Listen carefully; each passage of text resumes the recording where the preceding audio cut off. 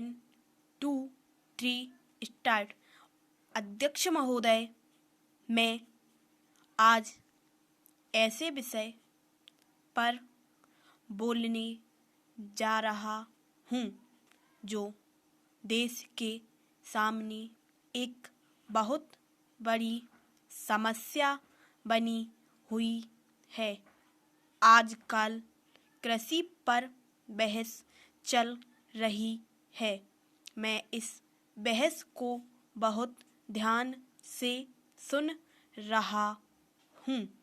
कई लोगों ने तो सरकार की बड़ी प्रशंसा की है कि वह बहुत अच्छा काम कर रही है। मैं मंत्री महोदय से एक सवाल करना चाहता हूँ। मार्च में मंत्री महोदय ने एक प्रश्न के उत्तर में कहा था कि 2 सालों में हमारा देश आत्मनिर्भर हो जाएगा। मैं जानना चाहता हूँ कि ऐसा कहने के पीछे उनका क्या आधार है। कौन से उनके पास ऐसे सबूत हैं जिनके आधार पर उन्होंने इस प्रकार की घोषणा की है। मैं चाहता हूँ कि जब वे उत्तर दें तो इस बात की चर्चा अवश्य करें। पैरा सभापति महोदय, आप जानते हैं कि देश में 80% लोग खेती करते हैं और उसके बावजूद आज हमारे देश का सम्मान दूसरे देशों में बिल्कुल नहीं है। आज हम दूसरे देशों में भिखारियों के नाम से पुकारे जाते हैं।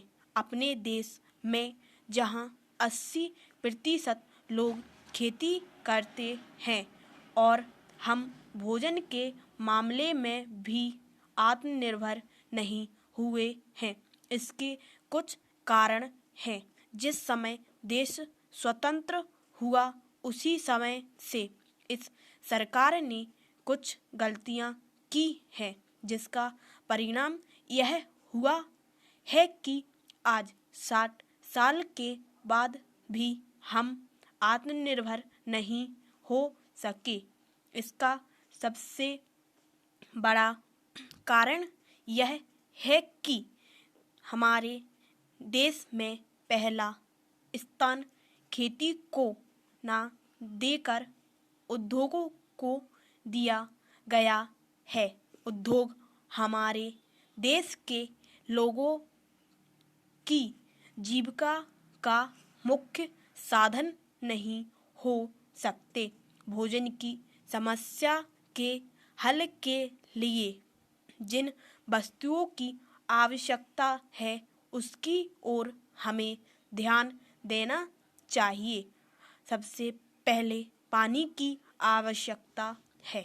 मैं समझता हूँ कि देश में सिंचाई पर अधिक जोर दिया जाना चाहिए और सिंचाई तथा खाद्य मंत्री एक होने चाहिए। यह सभी चाहते हैं।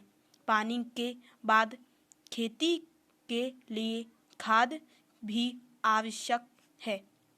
खाद का स्थान दूसरा हो सकता है।